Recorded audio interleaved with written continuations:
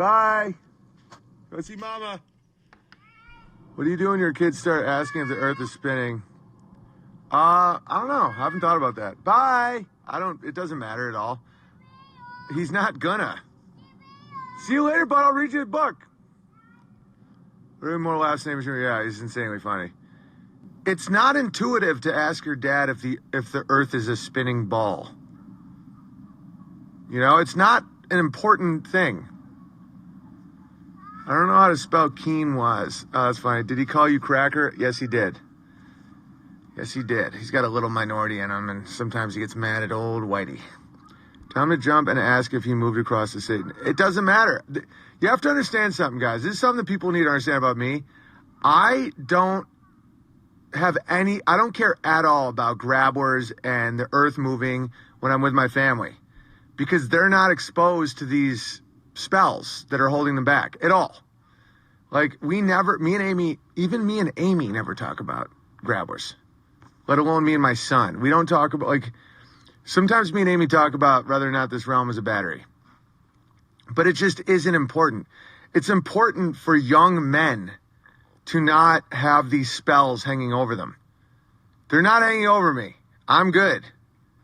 It's like, this is the best stream you've ever done? Oh, well, thank you, Ethan. It cracks me up how kids are having so much fun that they go off going to the bathroom. It's a thing. They have a lot of fun. The earth is moving because of your family. Right. Walter won't be indoctrinated by spells. Exactly. It won't even be a thing. It's not even something that I have to break in his mind because it isn't there. And it's not, like, if I went to Walter like, buddy, dude, it's time to face reality that the Titanic was switched out by JP Morgan. He'd be like, you're silly, Dada. He wouldn't care at all because it's all nonsense anyway. You know, like, one thing that I'm doing with my streams is burning through nonsense that affects people because of public school. He doesn't have that in his mind. Like, he doesn't know what a Jew is. And he won't. It will be easy for him to see the stupidity. Oh, I know. Well, it doesn't matter.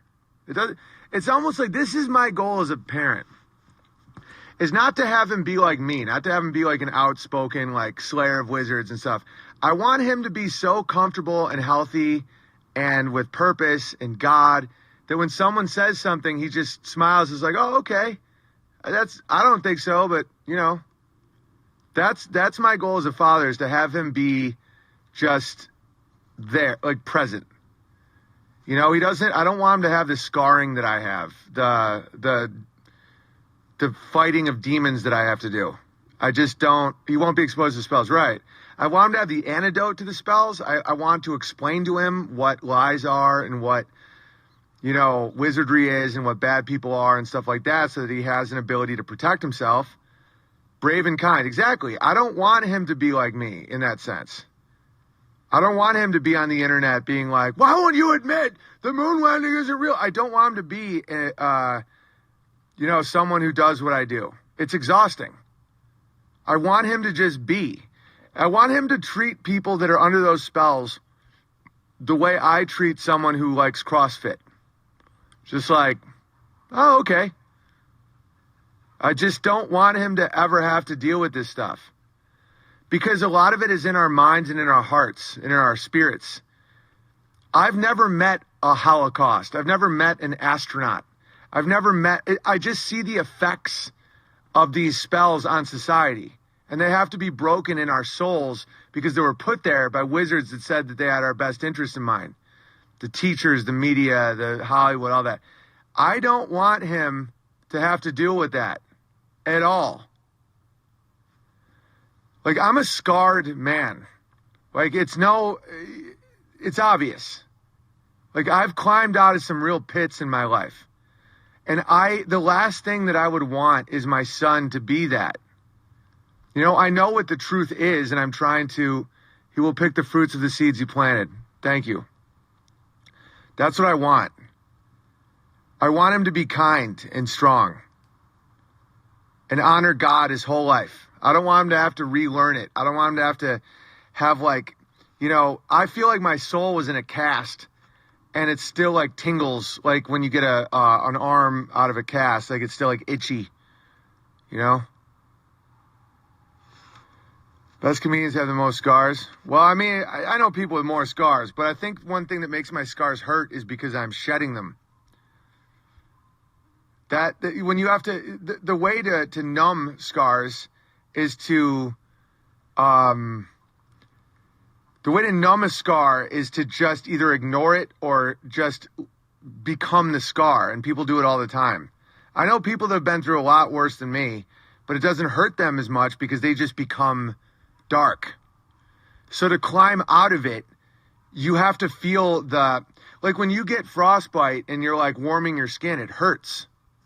You know? It's like, I don't want him to have to feel that. I want him to be strong. I want him to feel pain to make him grow. I don't want him to be in a padded room, but I don't want him to be told he's a burden. I don't want him to be told that he's cancer like I was as a kid.